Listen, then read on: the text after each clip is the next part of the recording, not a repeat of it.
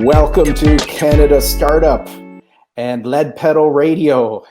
Hello, Bill Wilson. How are you today? Doing well, thanks, Dave. Great to see you as always. Fantastic. This is Dave Rogers, and today we're actually talking about elderly care and the men's role in it. When I was doing some research, Bill, it suggested that over 50 million people from the National Family Caregivers Associations who are looking at providing elderly care, disabled, chronically ill family members, over 54 million people in North America were put into that situation. And that the really surprising number for me was 44% of those folks were men. So just a solo caretaker? I didn't go fully into all of the details. It was more of one of those headline details. Yet Right I was checking up men as caregivers, and Right since you and I are chatting, I thought the topic today might be quite appropriate, but also quite interesting to discuss caregiving, men in caregiving, and I guess maybe you share a little bit about your idea of men as caregivers. It's I know for myself, it's definitely a lesson in patience. There, I know, like, there's myself and my sister to take care of our parents, and I think the nurturing and the caring and whatnot goes first towards the female, or my sister in this case, and then I'm more the secondary thing, because I know. And it could be sports background, could be whatever I've grown up with, that I guess I'm more analytical and, get off your can, start moving, that sort of thing. So for me, it's definitely a lesson in patience and compassion, and just starting to bring it down a bit, bring it down a few notches, that, you know what, you got to take it and just take your time, be patient, be there to help solve scenarios, but also be there to allow them to work through it. So yeah, definitely a lot of lessons, and definitely for me, patience is the first thing. Well, that's a wonderful situation that, again, I've been finding it. I've been now pretty active in the role for the last 2 years, and it's been day to day. And I think that's the invitation, is to really look at it as a day-to-day activity. One of the key messages for the male caregiver is to ensure that we put some time in to really nurture ourselves. In fact, it's almost like putting your game face on. Get yourself ready, get yourself prepared, and then after, also figure out a way to let go of some of the energy too. So it might be a nice metaphor for you playing hockey your whole life, is that you get yourself into the state where it's a caregiving role. It's not a drill sergeant role. It is a role where looking at mom in a certain way, that you've seen her your whole life, and you sort of have these expectations. The key there is to let go of all the expectations. Yes. And to really tap into that, what you've just said, the patience. I put together 5 quotes today, and I'm going to read them, and we're going to discuss them. I'd love to get your first reaction. The first quote is, "It's really clear that the most precious resource we have is time." And that's from Lao Tzu. When you hear that, what comes to mind? Actually, I read that, and you know what? I'm starting to learn more about that.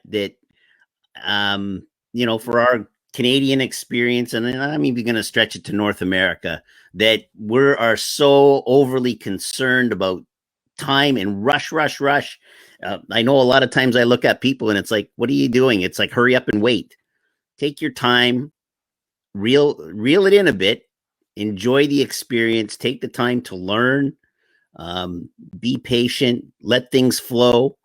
And, you might find that things may have a little detour, but they come back to the path that you want. And this, I think, is very true, that we have a lot more time than we realize. And I think it's time that we sit back and, pull back and start to enjoy the time. Well, we're at that age right now that time is more and more.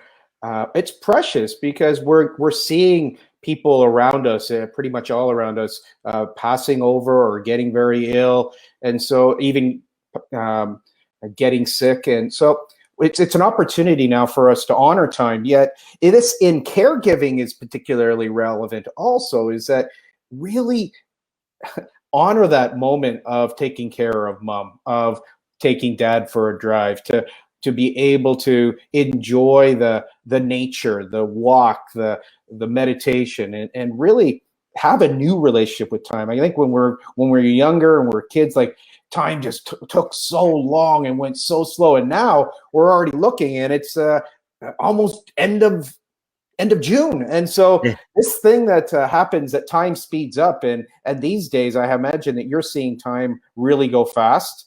Now the fascinating thing is that in the love languages from Gary Chapman, one of the love languages is quality time. And the seed that I'm inviting people to plant today, along with Lao Tzu and with you, is to shift your relationship with time. And some people say, "Oh, it's that's not so easy." Well, guess what? It can be a fun game, Right. and that's a beautiful thing. Tomorrow, you might actually look at the whole experience a little differently. It could just be a fine tune, 1 degree, and Right. that could be something that could be great. Yeah. Yeah. So anything else you'd want to say about that quote from Lao Tzu? He's one of the wisest writers from China, often given credit to the main writer for the Book of Changes, which is a phenomenal book that teaches about all the different changes in nature and life, and a relationship with time is a big part of that. Yeah, no, I think it's definitely. I mean, the last part of it there, the most precious resource we all have. That's the thing. Everybody's got the same in this, right? I think that's hugely a huge thing as well. Beautiful. So let's go to the second quote here.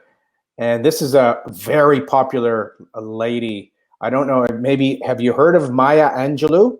I've heard of her. I've read the odd little article and paragraph. I've never read any books or anything about her, but I've come across quotes and things like that. Why Yes. don't you read this one then? So I've learned that every day you should reach out and touch someone. People love a warm hug or just a friendly pat on the back. Something that people have been starving for the last year and a half. Yes. When you read that one, what comes to mind? That one, I totally agree with it. I mean, just, and again, the last part, I guess, more so than anything, just a friendly pat on the back, fist bumps, elbow bumps, whatever it may be for now, just that little thing. And a lot of times it goes a long way. I mean, especially, if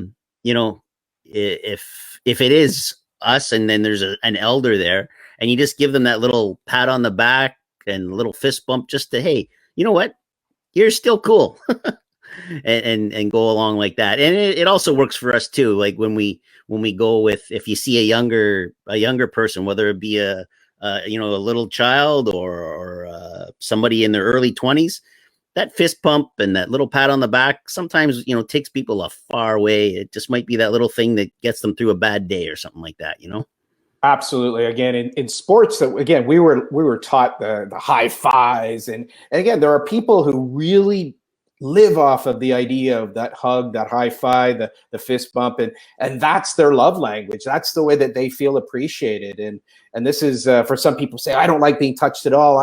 I'm glad where there's no more hugging, and that's fine, because that person, their love language is likely not to be touch. Right. That touch is something that some people really respond to, and just the caressing of the hair, just the patting on the back, the comforting.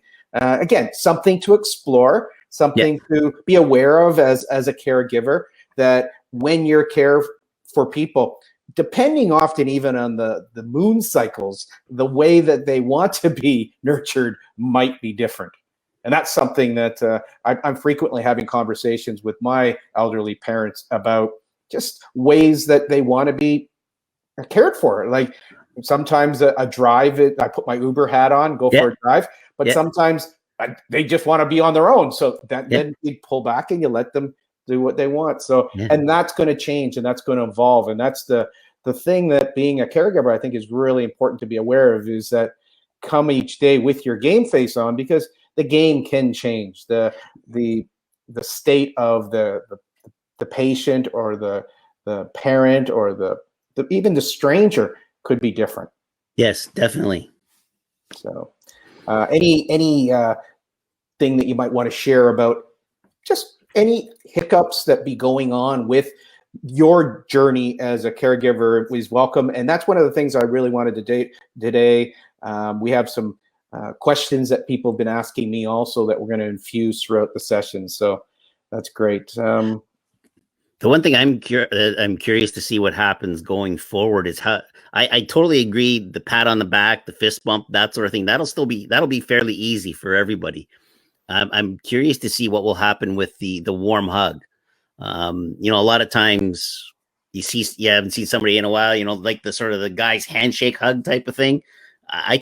It'll be interesting to see how quickly that comes back. And it's probably going to be generational or age group or something like that. And some people, I could see them just totally abandoning it just because of what we've gone through. Absolutely. So the third quote for today is from one of my favorite goddess of mercy. Guanyin is the name.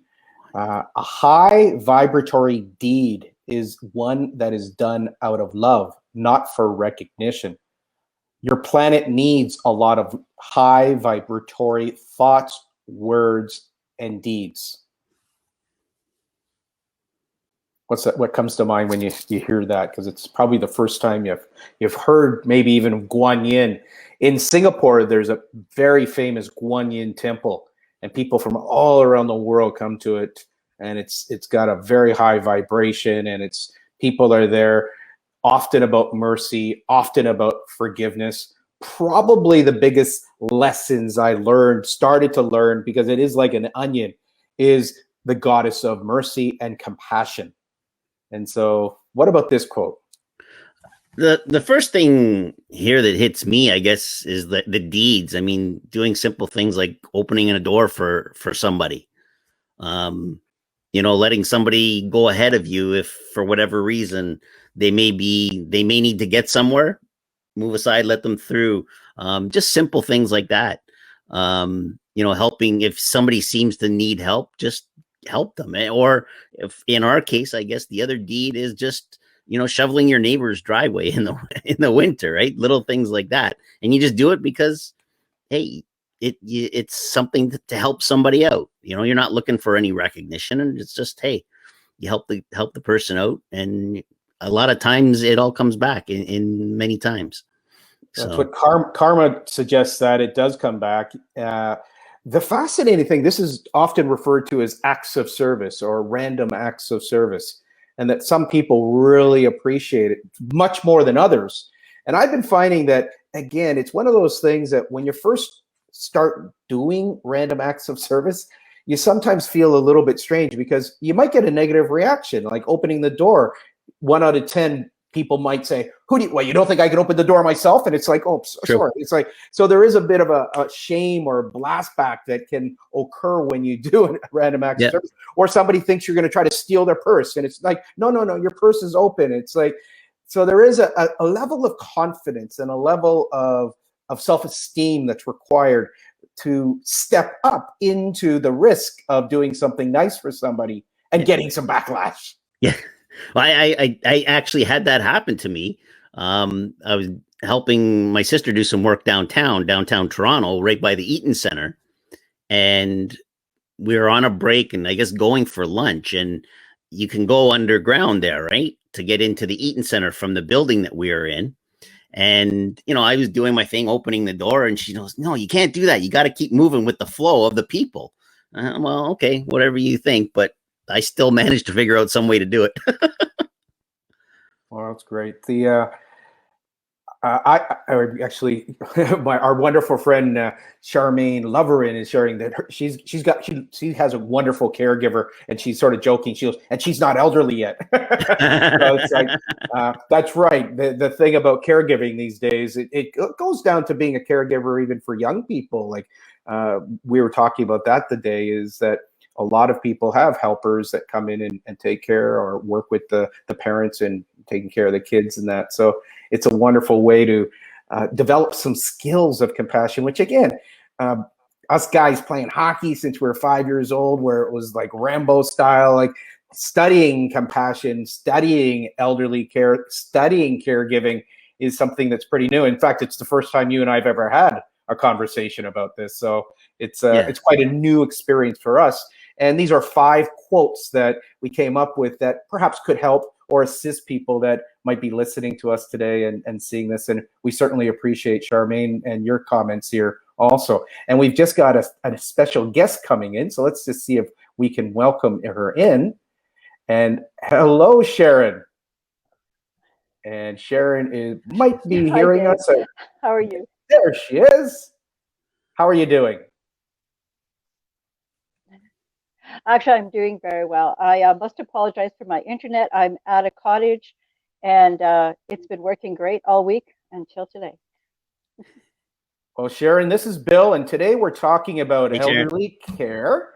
And thank you so very much for joining us. I wanted to introduce you as part of a team of people that have been involved in care and being a nurse and being a professional helper in so many different capacities. We're sharing some quotes today and getting some feedback on some quotes. So let me read this next quote to you and get your feedback on it. This is from Esther Hicks. The greatest gift you can ever give another person is your own happiness. That's so true, because when you're happy, you radiate that happiness, and it also allows you to do things in a way that you wouldn't have done if you weren't happy. Okay, just if I go back to my background as being a nurse, I was always happy helping people, and when some things happen where I was not in control of being able to do that, it changes your happiness. So I would say that yes, and the best thing you can give someone is your own happiness, because you radiate that to them, and they feel trusting. They will trust you more because they know you're happy, and also it will make them happy too. It's like a vibration that goes from you to them. That's great. And actually, Sharon, this is where I wanted to discuss this with Bill a little bit too, because when we were talking earlier, some of the challenges sometimes taking care of an elderly parent is that there is the fear there, and there's also some of the old records, and there's different dynamics. If Bill starts coming in and puts, instead of his game face on of sort of taking it on, he's got the game face of happiness. Mom might think he's a little cuckoo. Very true. So what is 1 or 2 tips that you did so you didn't overdo the happiness, yet you did bring in a moderate level of happiness, and maybe even something that you used to do to psych yourself up when maybe you were a little challenged to be in the hospital? Okay, for starters, everybody can spot a fake. So make sure your happiness isn't fake. You're not putting it on. You really truly are happy and you really want to be there. Um, that's, I think, the first thing. Putting your game face on, it's really about learning how to compartmentalize. And I have this thing I've done for years where, say I have to go in and I've got all kinds of things going on in my life, and I really want to be able to bring out that happy side of me, or that game face side. I imagine that I'm putting my troubles in the corner as I walk into the building. And it's sometimes when things were really tough, I would actually put something physical there to remind me, a rock, an umbrella, whatever I had, to remind me that I'm putting what's going on outside here, and I'm leaving it at the door, so that when I'm going in, I'm present and I'm there for the people that need me. That is great. In fact, the strategy, Bill, might be this idea of really being present. Yes. This one is coming in from the Chapman rules of love languages. It's bring in the gift of happiness. Be very present. And that might be the ultimate gift. If you get yourself in that happy state, then she's going to notice that something's like a little bit strange. Bill, why you seem so happy today? And it is funny because before you went in, you may have giggled, you may have laughed, you may have said a joke, you may have been thinking about going and playing hockey later in the day. So these strategies are really cool to be present. And Charmaine's suggesting really be present, which means if she says something because she's tired or she's fearful or she's angry, it's not about you and it's not triggering some of the dynamics you had growing up. It's more of giving you an opportunity to, no matter what she says, you are going to be happy of being in service. And it gives me goosebumps to say that because I'm saying it and I'm also saying it to myself because, again, being with my elderly folks these days, it's not always a ball of cherries. Yet it can be if I find the humor in it first. And that is part of the being happy, is that if I can find the humor or the gift from having to pick up my father, like that can be a gift. Like, and I can make a little bit of a come on coochie coochie and like make a little bit of playfulness with it, as long as I don't get into that realm of making fun of him, which may occur because that's how he might perceive it. Yeah, that's part of the dynamic also. Anything else on that, Sharon? Yeah, I think you're right. It's finding the humor. We tend to look at things that are happening to our senior parents and be in shock instead of looking at them and thinking, well, if that happened to me now at this point, then I would laugh at myself. So why wouldn't we laugh together at this? And everyone loves to laugh. Everyone, I mean, when we're talking about seniors that are confused or seniors that are not confused, that they're all together, they still love to laugh. And sometimes, as long as they're aware that you're having fun together, and it's not strictly about them. The day before, I went kayaking, and on the way back, I was really pleased with myself. I never dumped the kayak once, and I was getting out of it, and I tipped it over. Yay! So I just laughed at myself. So why wouldn't I laugh at myself when I'm 95? Absolutely. Right? And why wouldn't I laugh with you? And if we can reintroduce the laughter, and I think that's one of the things that has been my goal for the last 6 months, is to bring laughter into the household every day. And so I've just been laughing more. And to be very honest with you, they're both laughing a lot more. And today was even another experience was I really made a point of how good my mom's cooking was for lunch. And it truly was. It was amazing. And then she outdid herself for dinner. She actually made something even better for dinner. It's like, and I just texted her, to be honest with you, we're on WhatsApp. And I just said, those 2 meals today were probably the best 2 back-to-back meals. And so that's, again, ways of using words. And there is an element of overdoing it a little bit. It's okay. Overdo it with love, with happiness, with kindness. Overdo it. It might be a fun way to express. So let's. What you just said is true. When everyone wants to have a purpose, a reason, and so by telling your mother how much you enjoyed her meals today, you gave her purpose. Like she had a purpose to make you happy at the dinner table. And we all need a purpose. We all need uh, something to look forward to and something to feel worthy of and gratitude towards. When my children were young and my mother would come to visit me, and when I had my children, my mother was already quite old. When she would arrive there, she would have trouble walking, and sometimes her thought process wasn't really straightforward. But after she'd been there 2 or 3 weeks, she was running up and down the stairs. Her mind was like as quick as a wick, and she was doing so much more. And she said, my pain always goes away when I come here. And it really was because she had someone to care for, because that's what she loved to do. And at any age, we can find something for someone to do that gives them that purpose, whether it's just dusting. It doesn't have to be anything big. It's just about giving purpose. One of the statistics we talked about a little earlier, Sharon, which I'm sure you wouldn't be surprised, but these days, 44% of the caregivers, according to the National Family Caregivers Association of the States, 40% of caregivers are now men. And so, and we just had a comment from our wonderful Jacqueline. She was saying in the 1970s, men could not qualify for tax credits as a caregiver because that was the woman's responsibility. Yet, thanks to Ruth Bader Ginsburg, she was able to change some of those rules. And now we're seeing a trend. And part of the reason why I was happy to invite you, Sharon, is that this might be one of those planting the seeds of a possible enterprise, social enterprise, or even business in the months and years to come.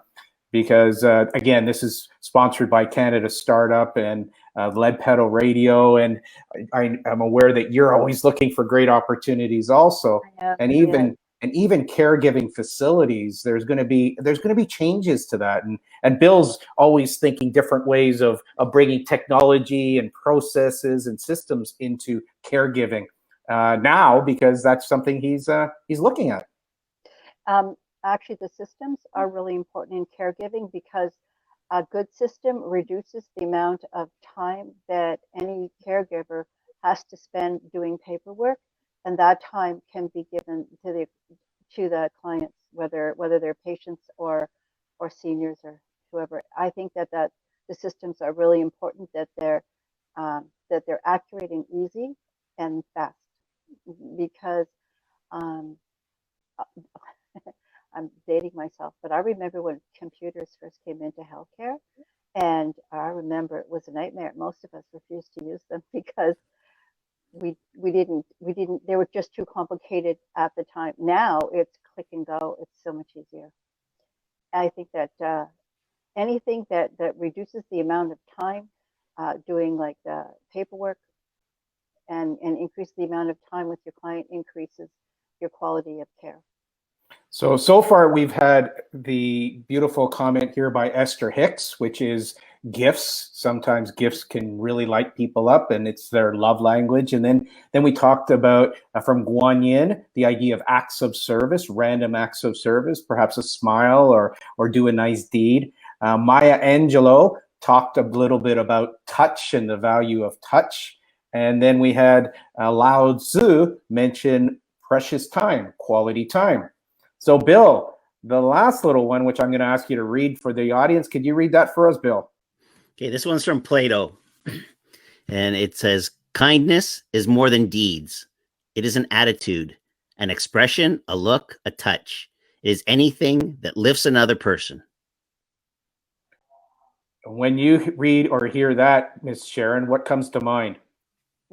It's true. It is. Kindness is an attitude, and you can see and feel that when you're talking to people, or even just when you see people on the street. You can tell by the way they look at other people. Are they feeling kindly to them? Even in big cities, even if they don't stop to help, you can see in their face that they want to do something.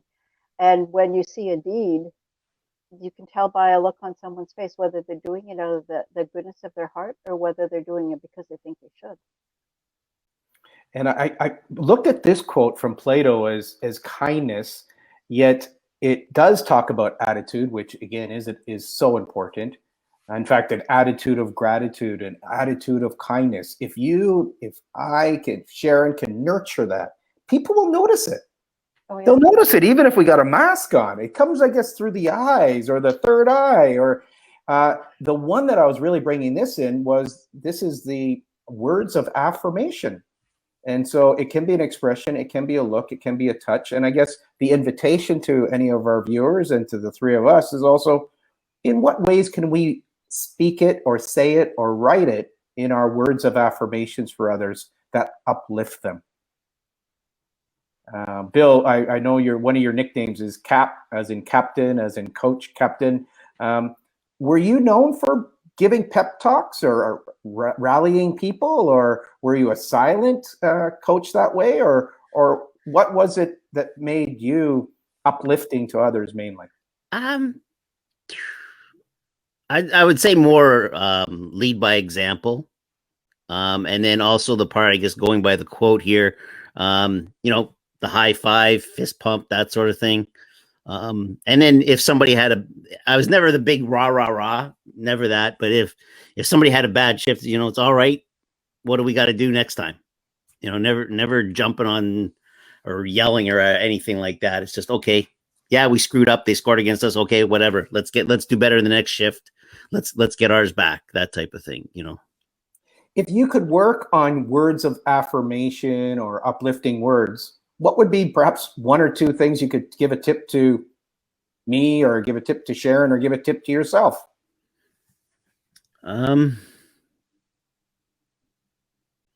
I think one thing that I would like to keep working on is just letting people know that, what, it's okay to make a mistake. And whether you say it's okay or whatever, or what did you learn from it, or asking a question, that sort of thing. I think those things can help uplift people, because I do believe, especially our age group, we've always been taught, you're not allowed to make mistakes. But you know what? It's really okay, because when you look at it in the long run, um, 5 minutes down the road, 10 years down the road, or whatever, this thing that you're getting all worried about right now probably isn't going to matter, because you've either forgotten it or something else really good came out of it. So, Thank you, Bill. Do you have any secret strategies on bringing in those words of affirmations, the uplifting words that can really make a difference? Sharon? Um, so I would say that one of the things that I do is I compliment people as much as I can. So whether I'm in the grocery store and there, I will often say thank you for coming to work, especially during COVID, because I know it's optional. And I also know that some people are forced to go to work. So by saying thank you, I think that allows people to know they're appreciated, and being appreciated is uplifting. I'm Uh, I'm going to Specific interrupt you there words. for 1 sec, all right? Because that's like the number one answer I is know, yeah, thank you. Because when we say thank you to somebody, we elevate them. exactly. By saying thank you, we infuse humility in the conversation. And so just wanted to highlight that for anyone who's listening to this on the radio.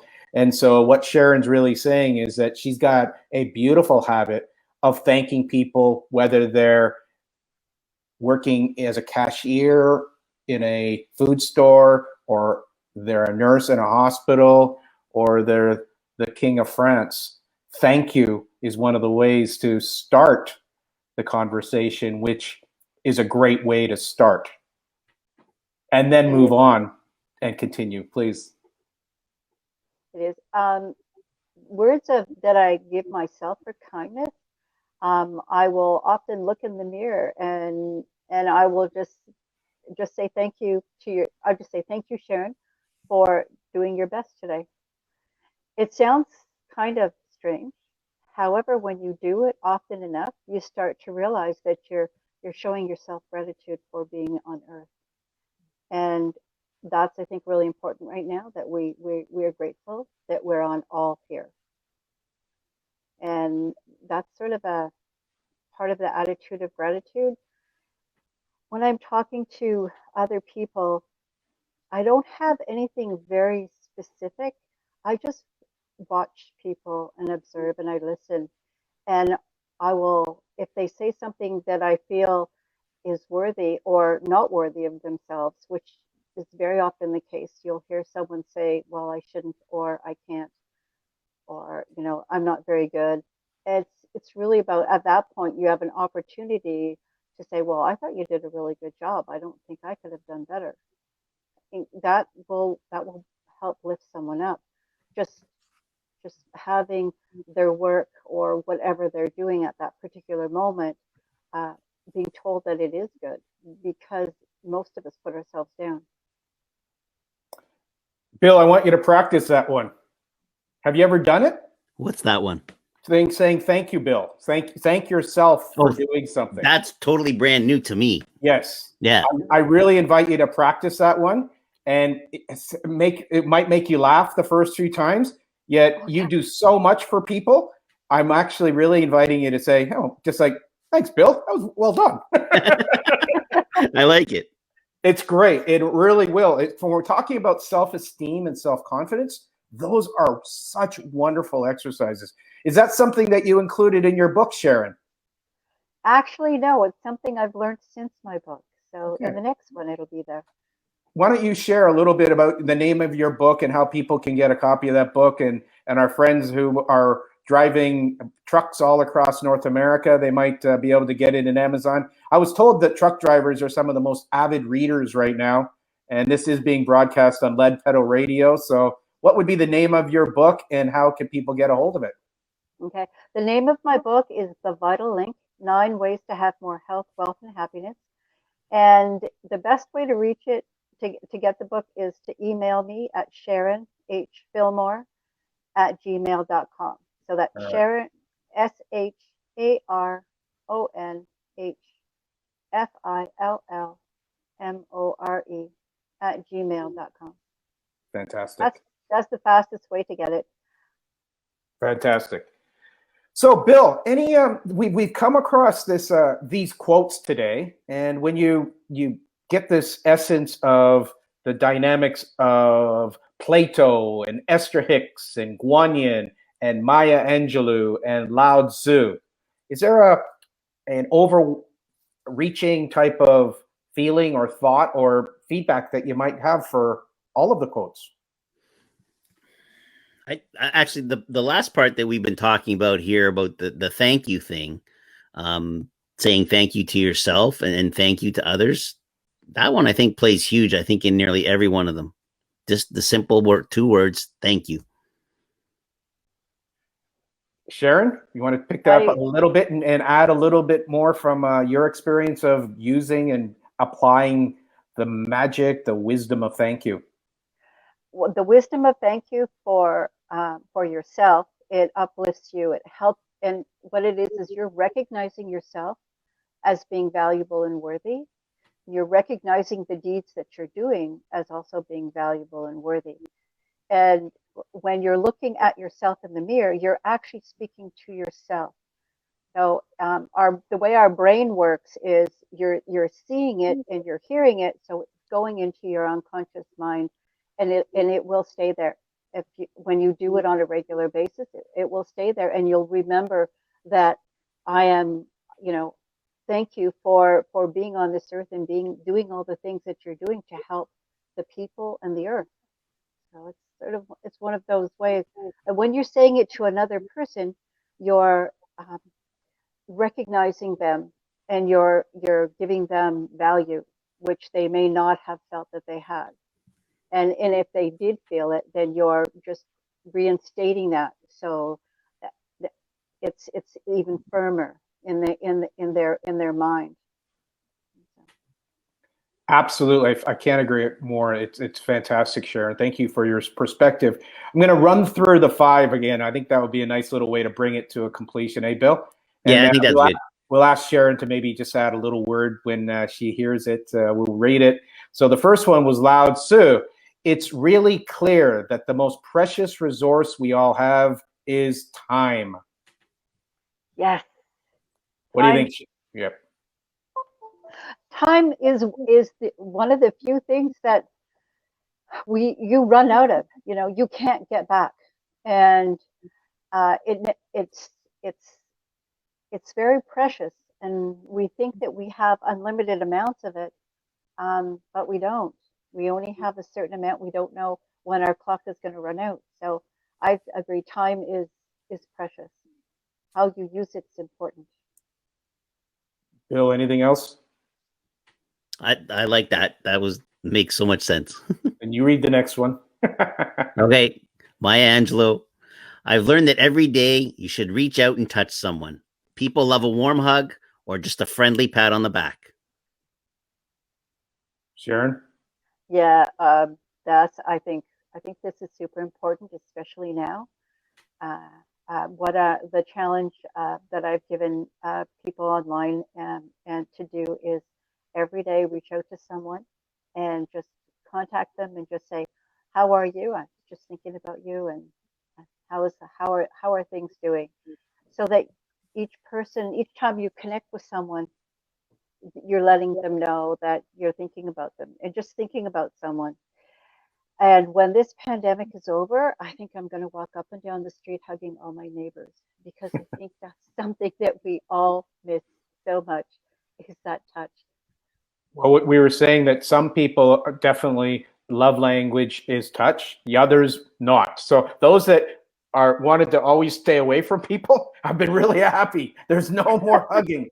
And those like you who is a hugger, you'll get out there and do that. So let's go to number 3, which was a high vibratory deed is one that is done out of love, not for recognition. Your planet needs a lot of high vibratory thoughts, words, and deeds from Guan Yin. Sharon? Yes, vibrations, whether we realize it or not, we radiate vibrations from our body language, from our mind, and they go out to the world. So when your vibrations are high because you're coming from your heart and it's a place of love that you want to make people happy, you want to change the world, the vibrations are higher and stronger and they're going to go further. And we can really encompass the world with positive vibrations of love and kindness. And I do believe we can change the world doing that. Beautiful. And then we had Esther Hicks, which you came in on. The greatest gift you can ever give another person is your own happiness. And then we brought in Plato. Kindness is more than deeds. It's an attitude, an expression, a look, a touch. It is anything that lifts another person. That is the way we wanted to deliver today. Some guidelines, some tips for, particularly we were focused on men in caregiving. Something that Bill and I are both now deeply involved with. Bill, as you... I think Yes, please. Sure. It's about time men got involved in caregiving. Men are like we need the male perspective on everything. Men and women have different thought processes, and when we think together, when we put our processes together, I mean, we come up with greatness. So, yeah, and it's been too long that there haven't been men in healthcare, or I should say, not enough men as caregivers and in healthcare. So, yes, welcome. The more, the merrier, and the better we're going to be as a result of it. And as we bring it to a completion, would there be 1 or 2 other tips that you might say? That the first one we started off with was men need or invite men to nurture themselves when they're going into the space so that they're in the space of caring compassionately and giving with heart. Men are not taught to nurture themselves.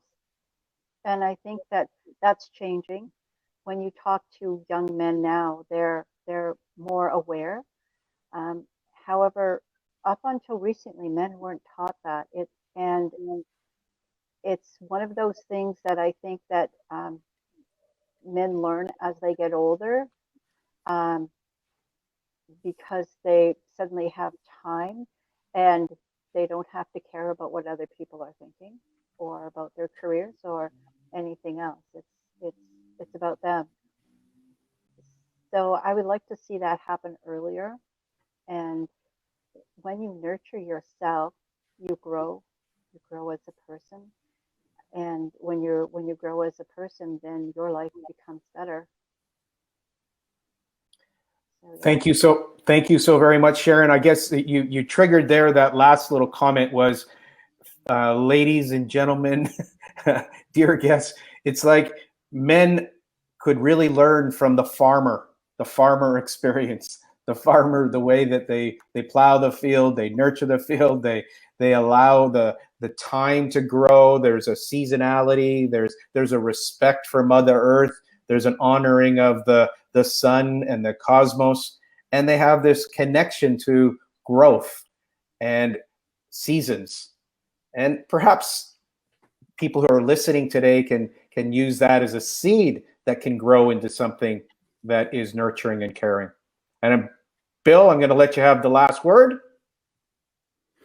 No, today was great. I learned a lot from this. I think there'll be definitely some things I can take away to start implementing right away. So I'm looking forward to that. So thank you both. It was very good. Actually, I'll let Sharon have the last word, because that's probably the most profound way to bring it to completion. As we bring in the full moon, Sharon, and we've just had the summer solstice, and I have a feeling you've been doing some of your earthly Mother Earth work. What is a word or thought that you would like to bring this session to a completion? Every day, do something kind for someone, and every day, do something kind for yourself. Beautiful. Every day, do something kind for others, kind for yourself. And thank you very much. I'm honored that you invited me on your show tonight. Thank you so very much. That's it. Folks, please join us at Canada Startup, Continual Shifts, and Lead Pedal Radio. We appear on Tuesday nights at 6:30. And Bill, you did a great job today, and continued success with your ball hockey and your family journey and your elderly caregiving. Thank you so much. Thanks, Dave. Thanks for everything. Thank you, Sharon.